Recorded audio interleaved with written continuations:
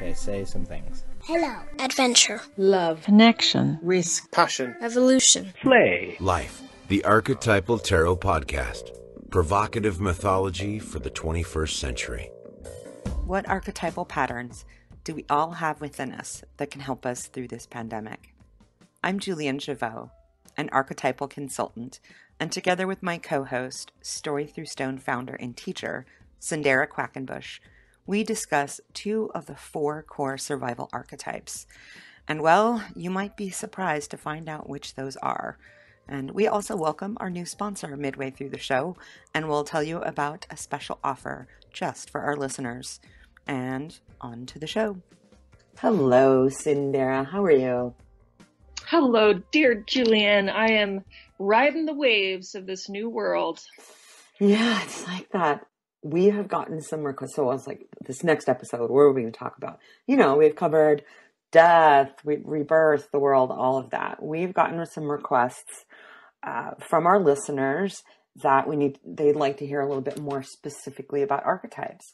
And I realized that while every conversation in the podcast we've had has included archetypes, we haven't really talked about the specific archetypes in terms of the work that I do with people and have done with people. The personality archetypes, those like parts of the psyche, patterns in the psyche that we refer to as archetypes, and how those are playing out right now with the COVID-19 coronavirus pandemic is huge.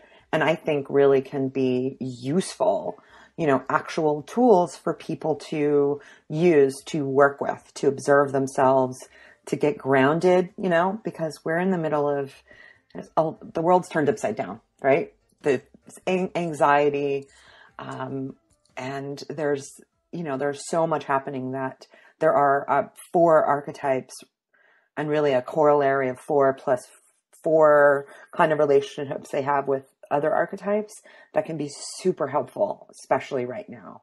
And so I thought it would be good to, in order to kind of do them justice and really give people, stuff to work with, I'm going to talk about 4, but we're really going to go in depth with just 2 of them. And those are the 2 that I think are probably the most prevalent right now. So this is part 1 of a 2-part series. And these archetypes are frequently called survival archetypes. Oh, and just before you go into it, Julienne, some of our newer listeners might be interested to hear that your knowledge of the archetypes and my love of the tarot is originally what brought us together for this podcast. Oh, yeah. I was intrigued and inspired by the archetypes of the tarot, and you were a practicing archetypist, archetypal consultant.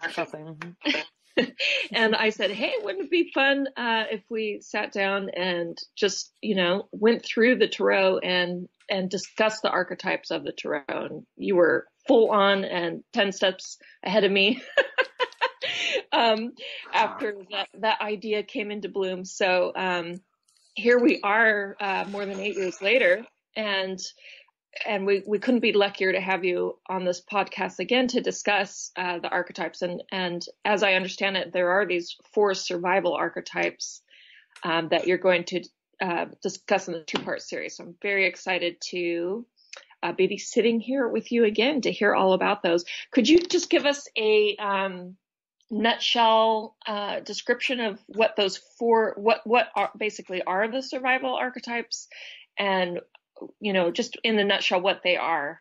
Sure. And actually before that, the way I define archetypes in the way of the kind of personality, the archetypes within the psyche that are more about the individual person and their relationships versus like life and death and rebirth are archetypes of the world of situations, right? These are a little bit more related to our personality, the deeper parts of patterns in our psyche. And so archetypes, the way I define them, are universal patterns of talents, motivations, and behaviors.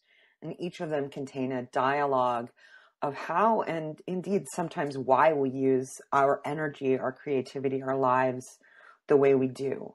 They're a really, I think, valuable way to learn kind of like the deeper truth about ourselves and what possibilities and what kind of potential roadblocks can be contained in each of these archetypal patterns. And I was trained with Carolyn Mace originally. She wrote a book called Sacred Contracts, basically about archetypes in relationship to a soul contract. And then further studies, obviously most of archetypal work goes back to Plato, and then Carl Jung, and then many other people have worked with these kinds of archetypes. So it's a vast field of study that I just want to note that in the last 6 or 8 months, there was a little bit of a dip. Like people weren't really talking about archetypes for, I'd say, maybe 7 years, 5-7 years. It was sort of like out of fashion. Like the word and the kind of modality of archetypes seem to kind of go back underground. Certainly archetypes are always alive, but the talk of them in that kind of specificity was sort of at an ebb, and I've seen it move back. I've heard a good number of people talk specifically about archetypes, and more recently about what these survival archetypes are like. And that's something that is really, archetypes are rich. Like there's this pattern, like this container that contains all of these reactions and behaviors, and then you've got an out and usually an outside effect or something that happens. These archetypes will sort of turn themselves on and react, right? And so the survival ones, the reason they're called that is they are the 4 core archetypes we use for survival when we face a threat or when we feel like maybe something's not going right. It's one or all 4 of these that will be kind of at the fore. Those are the first 4. They're core to everybody. And I've never met anybody who didn't really work with all 4 of these at one time or another. And the 4 are, I know. Hey, stop it. Okay. Come on, they've been underground so long. I want them to break up and start talking. Let's go. We're living all of these every day, especially in this time when we're afraid, when the world is changing. So we'll start with a first one, which is the first archetype ever. It's the child. We were all children, no matter what. Nobody was raised in a test tube. Everybody has the child archetype. Within that, there are flavors or types of child.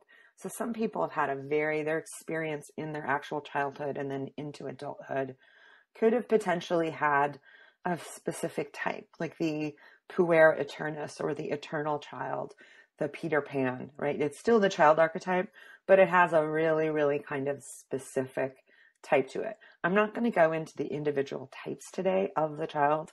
My website, Archetypist, will get you a bunch of information on that. But what's super important to know using the child is that each archetype has it's frequently called the shadow and light. I like using the language of empowered and disempowered, right? So when you're facing a threat, like as a child, to put it in context of what's happening now, the world is changing. People are dying. There's a virus. Like that's, you're scared, right? So what do? You look to an adult, as most children look to an adult to say, okay, somebody tell me what's going on. Somebody tell me it's going to be okay. That is the child reaction part of all of us. It can be within us as adults. Maybe it's not, like a child throwing a temper tantrum, but trust me, adults can have temper tantrums too, frequently on social media. So, yeah, I wonder who you could be talking about. I have no idea.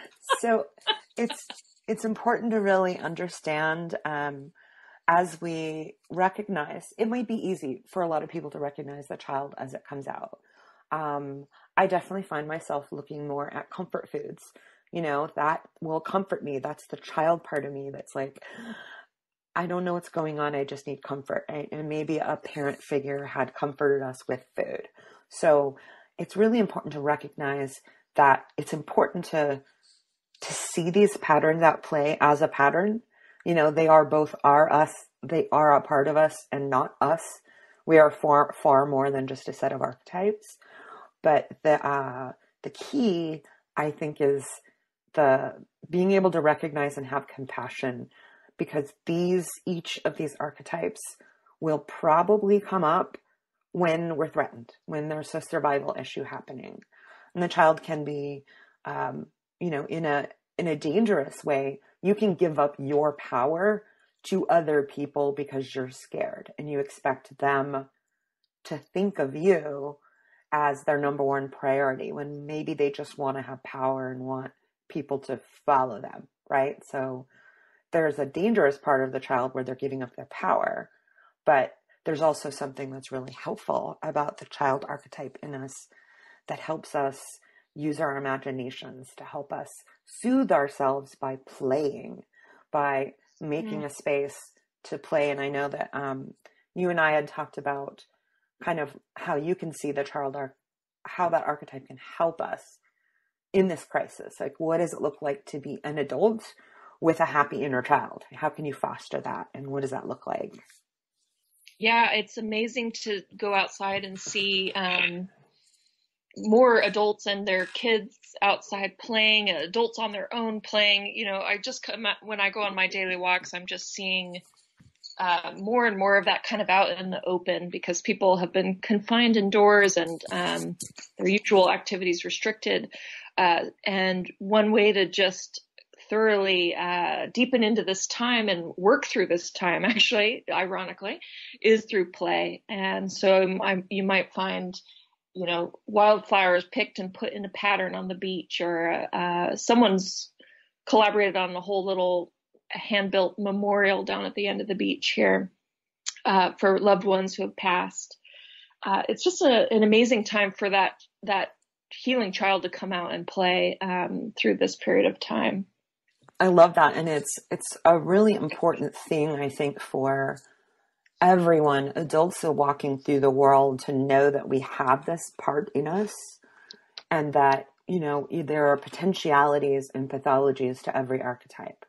And again, that kind of comes back to that shadow and light, empowered, disempowered. And there's something really beautiful about the child archetype as adults, and I'll get into that kind of as its corollary archetype to the child, that that's a part of us that can really connect with nature. It can be really curious and have an open mind that can seek wisdom.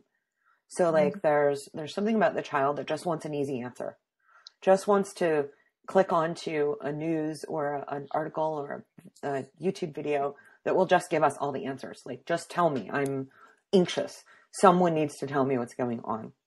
That's a kind of disempowered child.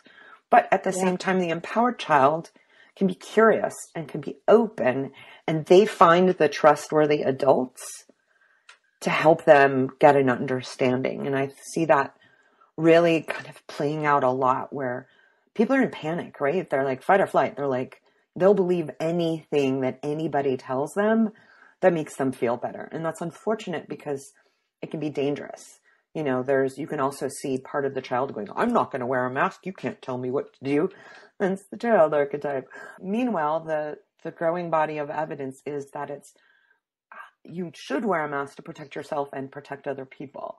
So the child archetype is what we've got going on. That's got its kind of difficulties as well as its empowerment. So the child can be curious. The corollary that I work with is the sovereign, or the king or queen. So they're separate archetypes, but they are related. It's as if one is kind of an outcropping of the other. So, as a child grows up, they become more and more responsible. And sovereign is, having responsibility, or able to not only take care of yourself, grow in wisdom and be responsible. And your sphere of care and concern and responsibility grows. So the sovereign is that king or queen, the adult part of us, the adult in the room that can say, this is a big deal. We are in the middle of a crisis. The wisdom to seek out truth in places that are reputable, where there isn't where they're not seeking to make people panic, but they're seeking to have wisdom and actual scientific information. So there's that part of us that can go, oh, I really want to believe that post that someone just put on Facebook that just tells me the simple answer is this. But there's a part of me going, is that really true? I'm the adult. How reputable is this source? So much can kind of come from that. And the adult says, okay, physical distancing, and the scientists, doctors are telling us this is a good idea. Wearing a mask, it's a really good idea. The adult says, I'm responsible for myself, and I'm responsible. I don't want to get anyone sick. And it might be uncomfortable, but I can wear a mask when I'm around other people. So we see those as kind of two examples of how it's playing out. And the child can help us stay curious without seeking an absolute. I think everyone wants an absolute answer. The reality is it's complex and it's messy, and we have to get through this. I think having the right sovereign archetypes in place allows for the child to explore and play more safely. Where is a special place in nature that you can find where it's not going to be overcrowded? You can take your mask off. You can deepen into that space. That is a safe place for the child to open up and explore. And if that sovereign is overseeing things for you in a responsible way, then you can really deepen in both places. Yeah, exactly. And I am in the show notes. I'm going to expand on each of these and kind of look at what some of the empowered attributes are, what the disempowered, or where you're handing your power away. And then throw in what I call attendant archetypes. Other patterns that might be within us that we can work with that can be helpful, that are related to it. The 4 core survival archetypes, to me, they're like the 4 family of which every archetype, there's a DNA, which each one came from. So the child then spurs the sovereign. And it goes that way because the child archetype's the first one. First one, when we're born, we have to go through childhood in one form or another. Some people have a shortened childhood. Some people have really long childhoods, so I will make some, a little bit more notes so people can use it. And it's, I think, really important to work with these patterns, to pay attention to them, to have compassion. If you find yourself resistant to any of these patterns, have some compassion. I think that is a key. And that's something that I picked up many years after I graduated from the program in archetypal consulting, that if you run across shadow material and you resist it and you're like, oh, no, that's not me.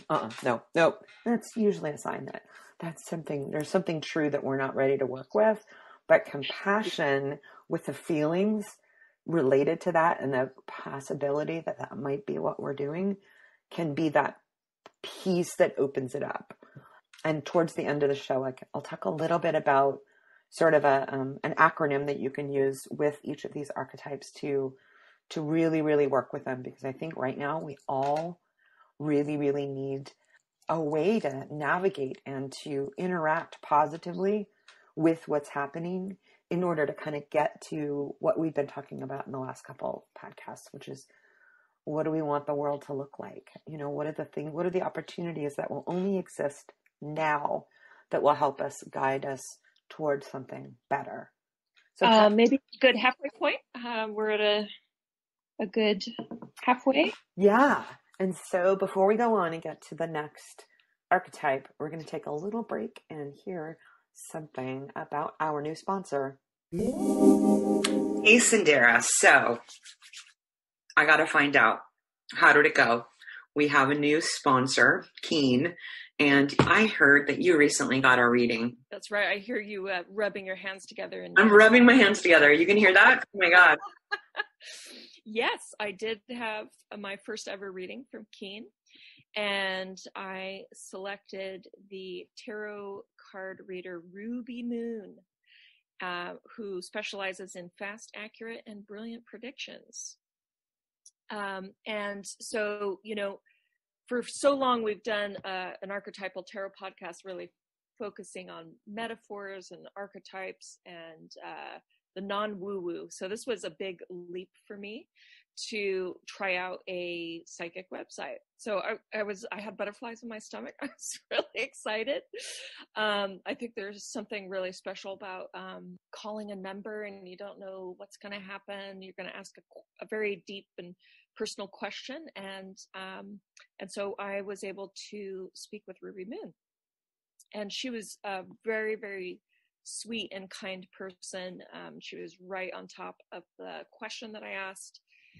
I asked my question, which was basically, what is awakening for me during this period of time and what might be blocking me? And she was Good question. saying, okay, the answer is coming. She's pulling the cards, and she pulled for me the Wheel of Fortune. And that really matched kind of definitely the ups and downs and sense of destiny that I've been encountering with my long-term projects. She's very, very positive. She says, I'm going to come out of this virus like a rose, she said, which is, I hope is true. Like a rose? Like she said, I'm going to come out of this virus period like a rose. And, roses are quite special. They're my, as a Gemini, that's my month, that's my flower. That resonated with me, and it made me, I'm hoping it's true, but at the very least, it makes me feel, comforted on a deep level that I'll be okay during this period of time. She said that September and October will be great months for me. So that's a bit down the way. We will see. We will see what happens. But she was just, kept pulling cards and, had very positive things to say, that I'll be making more money, maybe going on a healing trip. Someone will enter my life to help me. And we started talking a little more about my work with stones. And she actually offered some a very practical approach with stones, or practical in the world of intuitives, I suppose, which is a way to test if a stone is helpful to you or not by placing it on your forehead. And when you do so, maybe you might lean forward or you might lean back. And if you lean forward, it's a stone that is good for you. So that was something kind of like actual that I could maybe try with my own work with stones, which I'm excited to do that. And so she also pulled the Chariot for me in this movement into fall, because I was asking her, I also work at a school, and all the changes that are happening and adaptations we'll have to make with the coronavirus, and it's pretty intense. So I was asking her for more specificity, and you're saying September and October are going to be great months, but I work at a school, and the fall is it could be pretty intense. She did acknowledge that there is big change and challenges, but that the Chariot is going to help me persevere through the fall. And she just wow, lots of major arcana cards. I really did. She did pull those for me, which is always, notable when you're getting the major arcana cards. She also noted that there's just a ton of generosity around me, and I resonated with that because I work for an amazing school with incredible administrators and staff and teachers and children and families that have really come together very closely through this pandemic. And so I really feel lucky and supported in this community that I'm a part of. So she was able to see into that. And, we just talked a little bit more about our astrological signs, and the reading went by so fast. I spent about 10 minutes with her, and it just went really, really quick. But seeing into your life in that sort of way, there's a sense of vulnerability and beauty that comes forward from that experience. So I can imagine a lot of people who, are in a state of quite a bit of unknown, could benefit quite a bit from this level of positivity and comfort from a reading such as this. So I would have to circle back and let you know if her actual predictions are true. I'm not a big person on predictions, but yeah, we got a lot. There's a lot of changes. There's a lot of corners that we can turn down and stuff like That's that. right. But it sounds like you had an overall pretty positive experience. That's right. And, I think if what you're looking for is comfort and affirmation in the present, at the very least, that there can be a lot provided in these. Cool. Thanks so much, Sandera. Mm-hmm. And before we get back to the rest of the show, y'all need to know that you can get your first 5-minute reading for only $5, but you only get it by visiting trykeen.com/archetypal. Check it out. So the next survival/core archetype is the victim. I think everybody can identify. We're all a victim of what's happening. Literally. We all are being impacted. The threat, the things that are happening to us, and everyone's got, from economic to losing a loved one, to becoming sick, to being afraid of being sick, to literally everything around us is the victim archetype writ large. And we can't help but through this life be wounded. And wounds in relationship with the victim are huge. The differences are the understanding of the victim that we are being hurt and we have been hurt. How do we work with that? How do we, again, the bridge here is compassion, to have an understanding that this is difficult. And a huge part of the victim to me is accepting what's going on, which can feel like weakness, but acceptance to the vulnerability that we're in is actually laying the foundation for being grounded and being actually to be able to make real decisions that aren't simply based on fear. They're based on wisdom and based on discernment. And it's a difficult one, but we're all doing it right. We all want to blame someone or something for what's happening. Maybe it's in a small way or it's in a big way. I think you see politically blame-o-rama, and sometimes it's true. Some, things could have been done better, but if you stay in the disempowered part, the pathological, that's all you're ever going to get. There will be an embitterment, and everybody else is at fault. We'll never be able to really kind of stand on our own ground and understand and heal, right? So the victim's path can be staying wounded, or it can be understanding, acceptance, and seeking of healing. And with that process, we bring in what I call the corollary for the victim is the warrior, right? Mm-hmm. So the warrior is a separate archetype. And again, it's like the sovereign, they're separate, but they are intimately related to each other in and of themselves. And if you think of what possibly could be good about the victim, many people have asked me that. Well, there's the victorious part of us that is healed, that has become stronger through that. Whatever the initiating wound was, the victim feeling, they worked through it. They learned, they encompassed what happened. And on the outside of that, they're the victorious. They are that part that is, I have grown stronger.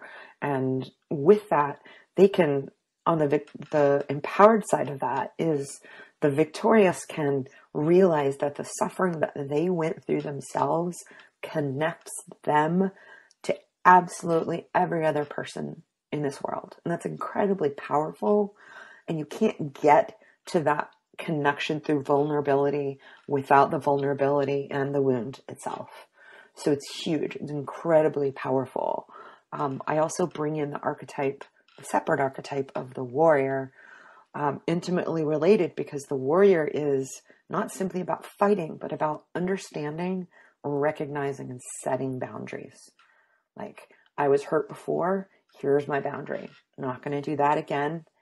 This is the wisdom of the warrior, is the setting the boundaries, knowing when to fight and knowing when to just go, no, here's the boundary. This is not going to happen again.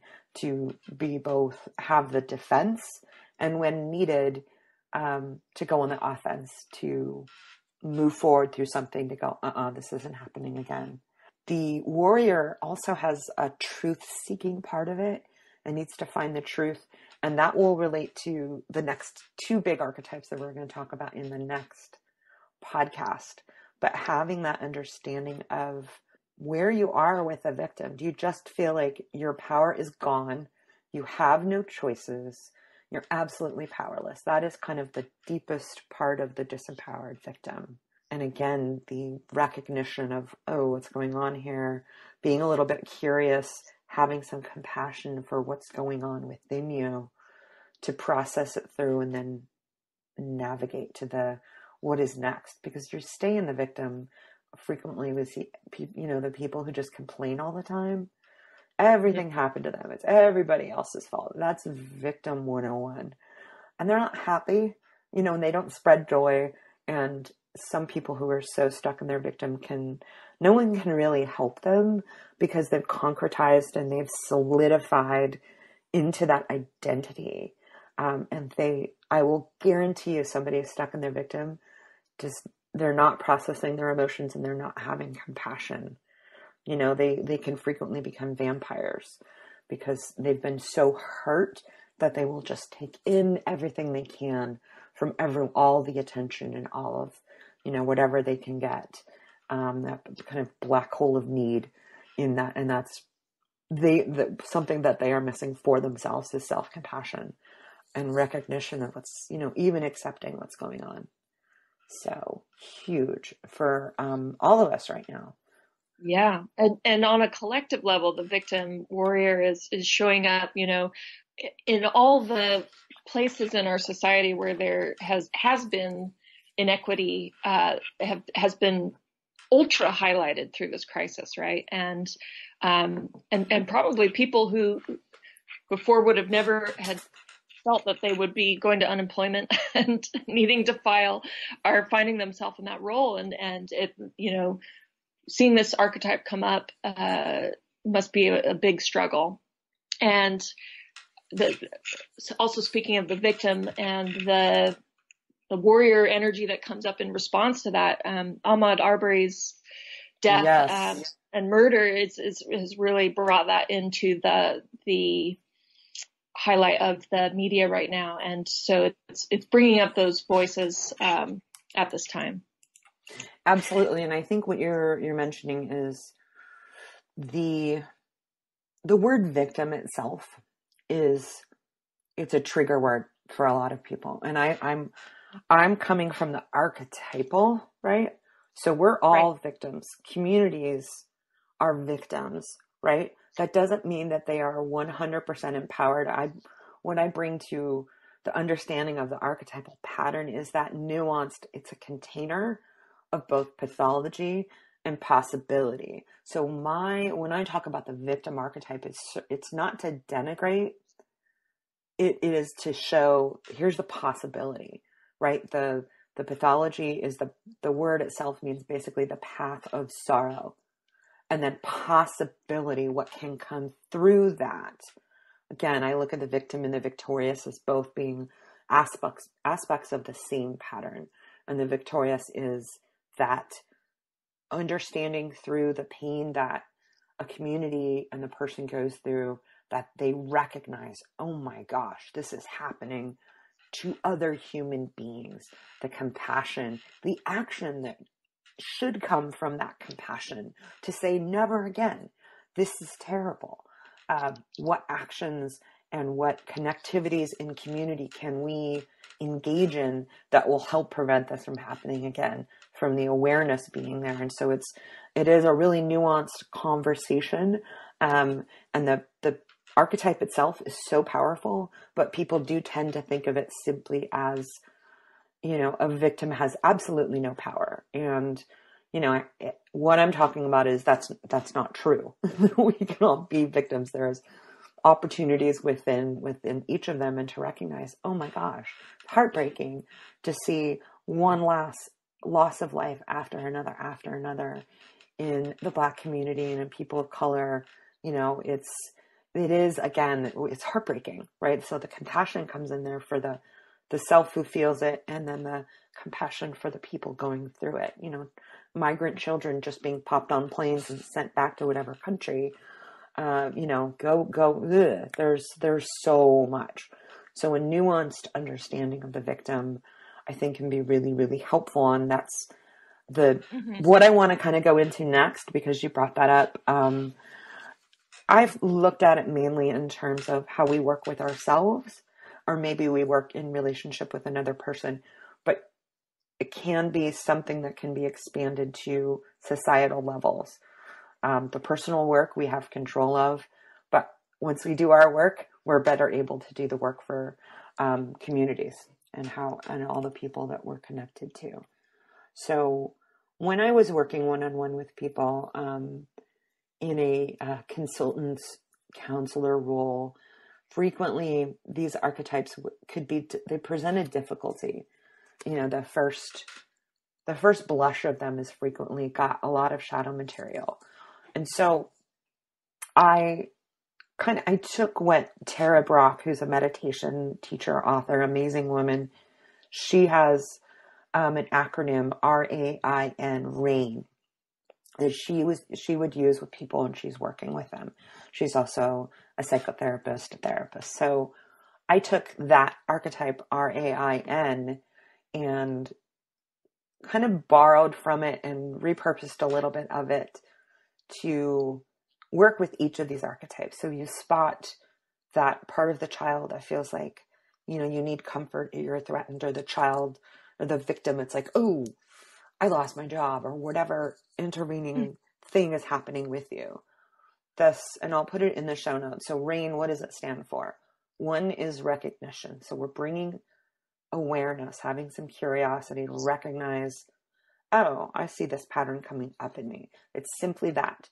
It's not doing a lot with it, but having the openness to recognize, could this be, I feel like a victim with this. I lost my job. I don't feel good about it, or whatever. So R is for recognize. The A stands for acceptance. I add on to that compassion. So you accept, like, fuck, this is what's happening. And I know we've talked about this in previous, just you gotta go, okay, this is where we are. If you are in denial about it, you won't be able to move because you're not on the ground anymore. You are in panic mode trying to get you out of it. So recognition, acceptance, and accepting it with compassion, I find to be the most powerful. Difficult. I'm just going to say it's difficult. Even to this day, when I've had a self-compassion practice for 7, 8 years, I still don't want to do it because that means I have to feel. When I have that compassion, I'm accepting what's going on, and I have to feel it. Ugh, not fun. But once you're through it, it is opening the doors wide, because our psyche wants to push down all of the scary stuff and uncomfortable things, grief, loss. Grief and loss are kicking our asses right now. But if we're not able to feel it, it's going to well up and sit somewhere and be really, really uncomfortable. So that A in RAIN is for acceptance, and I added acceptance with compassion. So that addition, that's nice. Yeah, it kind of has to go with that. I don't think we can accept things sometimes if we don't have compassion with it. Some things are really, really hard to accept. And this is a practice. Again, the RAIN, give it a shot. It will be easy for some things and difficult for others. But I think really, really helpful to work with these patterns. You don't just want to spot a pattern and go, oh, that's what that is. Okay, that's nice. But in order to work with them and see, they're purposeful, is to actually work with them. So the next is R. So we've got R for recognize, A for accept with compassion, investigate, look into, be curious. We're going to go back to the curiosity and investigate. What can we do? What is possible for us to work with, given that this pattern, what is the possibility it's bringing to us? Maybe it's just a possibility. Maybe we just needed to accept. You don't need the I for investigate, but it's there. With the next N is navigate. Maybe you don't need to navigate. Like, maybe it will help you make another decision to maybe open that resume file up. If you've been laid off, maybe it's leading you to do that. Or if it's just something that was really, really difficult, maybe you just detach from it. So N also stands for non-attachment. If you just go, oh, that came up, that was really difficult, and you just have to let it go. You felt it, you've accepted it, you've let it maybe guide you, if there was guidance through it. And again, it's going to be situational. Sometimes that archetype is really urging you to go do something, or it's just urging you to feel it and let it go. So RAIN, recognize, accept with compassion, investigate, and navigate. And I add the non-attachment or non-attach to the end. So there's like two ends. Just maybe your navigation leads you to go, gotta let that one go. Gotta rest. Gotta do whatever it is, the guidance that came out through those others. So two huge archetypes that I think can be helpful guides for us to interact more positively within ourselves and see what's happening in the community, you know? Yeah, absolutely. And I would like to just highlight that we've entered into the time of Gemini. So your talk about curiosity today has kind of sparked me as a Gemini sort of word to be one of the components that helps us through this period. And I kind of see the Gemini as those twin childs that we've been exploring through these archetypes. And for me, the three that have really come up through Mace's work anyway is the wounded child, the magical child, and the child of nature. We discussed a little bit about the child being able to play, but the magical child is able to see the potential for sacred beauty in all things. And you know, we've all seen the value of play. We all see the value of these things, of embracing the empowered child, but you need time to be able to do that. Mm-hmm. And permission, you know, right? You have to give yourself permission to play as an adult, right, it seems. I think we've known these things intellectually for some time. It's always in the back of our head, but I think now is a period where it's actually being explored and embodied.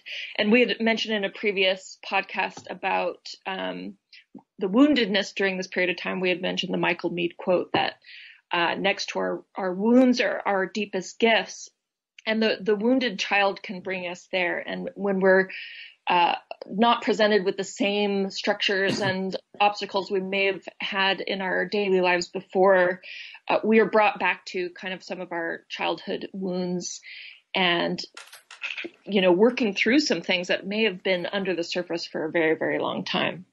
Yeah. And to wrap that up is the child in nature, which, you know, people getting out and really being in nature is just open up. I feel myself, I just can feel actually the rhythms of the moon so much more, waxing or waning, new or full. I've never planted anything in my life, but I planted some little wildflower seeds that I found and a sunflower seed from a friend that has miraculously sprouted up under my not so green thumb. And it's just an amazing connection to the larger world, and the natural world than I've ever had before. And I think a lot of people are experiencing that as well. And these are incredible, empowered medicines of these archetypes that I would love to hear how our listeners are engaging with. Absolutely. And you know, for me, I feel like we've just barely touched the top part of the surface of these archetypes. They're incredibly rich, but really, really important. And I know, you know, that the child especially, there's the adult part of us can be really frustrated with trying to lead the grown-up life, mortgages, children of your own, all the things you need to do, and then the responsibility that you might feel for your community, a heartbreak for the community, that it can feel anathema or silly to talk about the child archetype.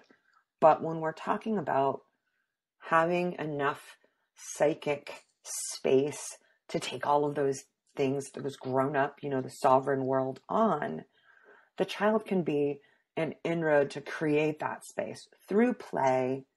And you have to give permission, or if you've got a good friend who, I have some friends and you're one of them that do this, you just kind of naturally give me permission to play. Because they're, maybe I just see them as an adult or whatever. You have permission to play. And it's something that's happened in this last week. I have 2 groups of friends who we do a Zoom meeting since all this started. We do a Zoom party or whatever once a week. And this just happened to be one on Tuesday. And there were only 3 of us on it. But I just was like, we need to dance. Okay, people, I was like, guys, I'm turning on I got my Spotify up. I DJ'd a whole dance set and was just like, guys, I need to dance right now if you guys want to dance with me. It was so much fun. It was a blast of everybody dancing. I was in my room. They were each in their kitchen. And, other people in their homes were coming up and going, what's going on? And that turned into a mini dance party. So that is the joy of the child.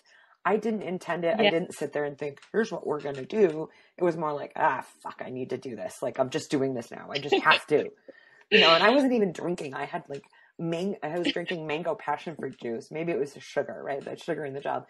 But that, I didn't realize after that, the effects of that are still with me. And I am taking on, I have a huge amount of stuff happening in my life that is just dope of grief. I have friends who are sick.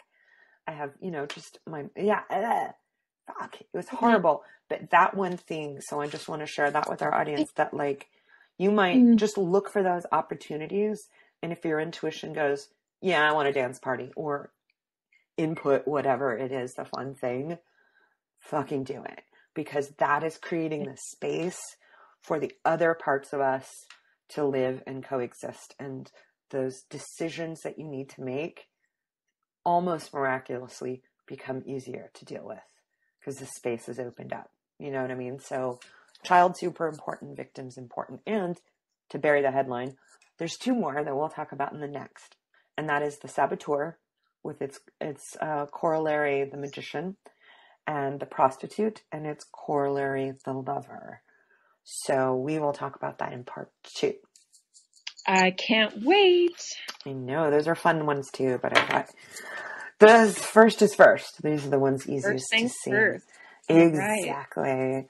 Well, I hope everyone can play and dance like no one is watching, enjoy their summers in safe and magical ways. And I really have enjoyed reconvening on this podcast with you, Julianne. Yeah, likewise. It's like the good old days. So I hope this finds everyone doing well as can be, staying safe. And if you haven't yet, consider a little bit of self-compassion. You can just Google self-compassion, and there's a lot of great exercises. It's going to necessitate you feeling the feels.